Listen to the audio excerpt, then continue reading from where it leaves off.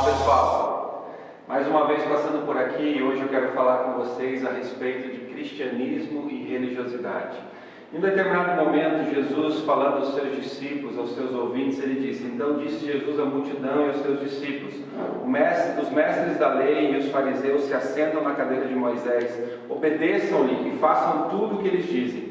Mas não façam o que eles fazem, pois não praticam o que pregam. Eles atam fardos pesados e os colocam sobre os ombros dos homens, mas eles mesmos não estão dispostos a levantar um só dedo para movê-los. Tudo o que fazem é para serem vistos pelos homens. Eles fazem seus filactérios bem largos e as franjas das suas vestes bem longas. Gostam do lugar de honra nos banquetes, nos assentos mais importantes nas sinagogas, de serem saudados nas praças e de serem chamados mestres.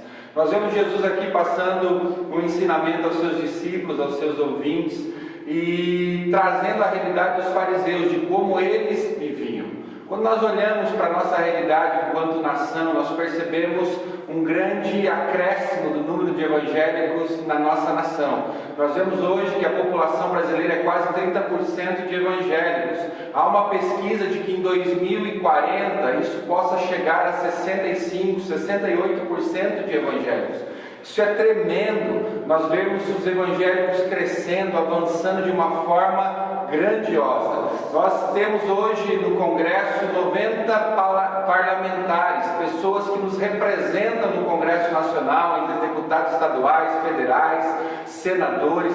Então nós temos visto realmente os evangélicos avançarem de uma forma grandiosa. E eu creio que isso é propósito, eu creio que a igreja precisa crescer, precisa avançar, precisa progredir. Esse é o propósito de Deus para nós enquanto cristãos evangélicos. Mas nós precisamos fazer uma avaliação. O quanto desse crescimento tem correspondido à influência que nós evangélicos, ou à influência que o reino de Deus tem tido na nossa sociedade. Nós precisamos fazer essa avaliação para percebermos se realmente a proporção do crescimento corresponde à proporção da relevância que os evangélicos têm tido, que o reino de Deus tem tido na nossa nação.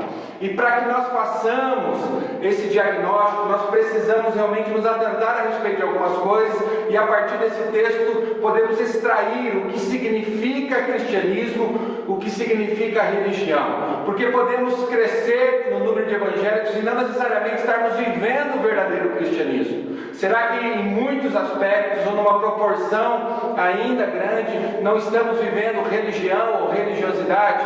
Nesse texto nós percebemos a diferença entre cristianismo e religiosidade ou religião. E a primeira característica, a primeira evidência de não estarmos vivendo o verdadeiro cristianismo e sim religião e religiosidade é quando não vivemos aquilo que falamos, ou quando não vivemos aquilo que pregamos.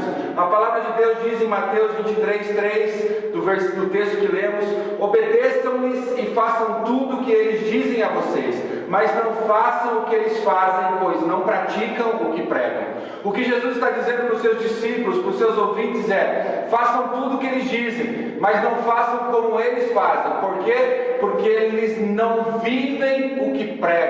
Ou seja, os fariseus falavam como deveria ser, falavam a respeito da lei, mas não viviam na prática aquilo. E essa é uma característica de religião, de religiosidade e não de cristianismo. Para vivermos o verdadeiro cristianismo, nós precisamos viver, manifestar com as nossas vidas, com as nossas atitudes, aquilo que falamos, aquilo que pregamos.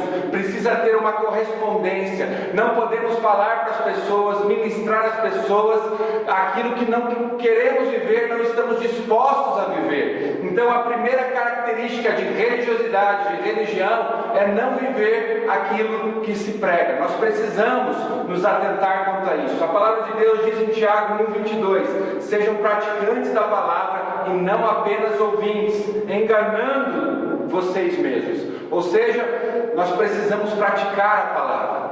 A nossa vida precisa corresponder com aquilo que dizemos ser certo a viver, com aquilo que nós pregamos, com aquilo que nós falamos. A segunda característica de religião é que os fariseus criavam leis que Deus não criou e exigiam muito dos outros.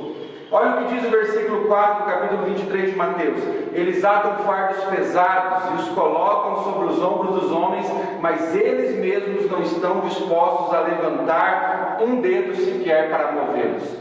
Nós percebemos que os fariseus, eles impunham fardos pesadíssimos, criavam leis, regras para que os homens seguissem, mas eles mesmos não estavam dispostos a fazer. Às vezes nós podemos cair num engodo como esse, exigir dos nossos filhos, dos nossos discípulos, dos nossos ouvintes, coisas que nós não estamos dispostos a fazer. Falar para os nossos filhos não falar palavrão, falar para os nossos filhos não agirem dessa ou daquela forma, quando na realidade nós ainda estamos fazendo aquilo que falamos para os nossos filhos não fazerem. Então isso diz respeito à religião, criar regras, condutas, doutrinas que muitas vezes nem estão relacionadas à palavra de Deus.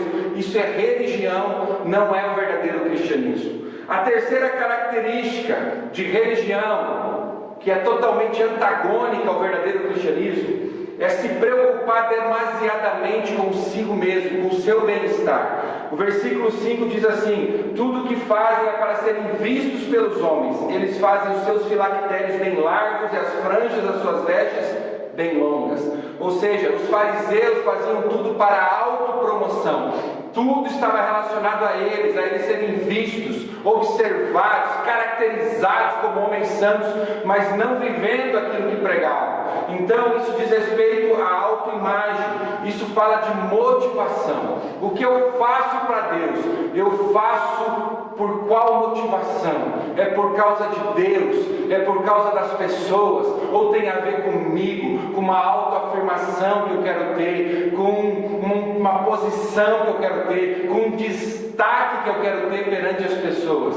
Nós precisamos avaliar as nossas motivações. Nós precisamos nos atentar se aquilo que estamos fazendo diz respeito ao reino de Deus, diz respeito a amar a Deus e amar as pessoas.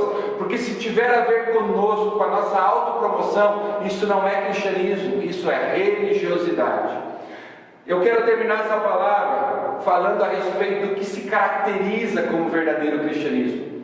O verdadeiro cristianismo se caracteriza no fato de nós servirmos ao outro em amor. Olha o que diz o verso 11 e 12: o maior entre vocês deve ser servo, pois todo aquele que a si mesmo se exaltar será humilhado, e todo aquele que a si mesmo se humilhar será exaltado. A característica do verdadeiro cristianismo tem a ver com servirmos ao outro em amor. Tudo que diz respeito ao outro, a Bíblia diz que nós amamos a Deus quando amamos os nossos irmãos. Se a minha motivação é servir ao outro e fazer isso com amor, aí se resume o verdadeiro cristianismo. Jesus abdicou da sua própria glória para vir a essa terra, se humilhou para se tornar homem, para dizer ao homem que o amava, veio até ele servir. O próprio Jesus disse em Marcos 10:45: pois nem mesmo o Filho do Homem veio para ser servido, mas para servir e dar a sua vida em resgate a muitos. O verdadeiro cristianismo se resume no fato de nós servirmos ao outro em amor.